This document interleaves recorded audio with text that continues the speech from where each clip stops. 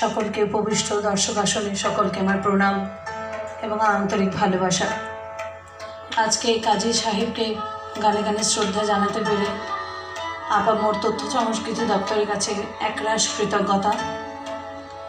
যে গানটি গাইব, গানটি আমার খুব পছন্দের একটি গান, নিশি নিঝুম ঘুম নাহি আসে, যেটি বেহাগ রাগের উপরে গানটি আছে। আমি চেষ্টা করছি মাত্র।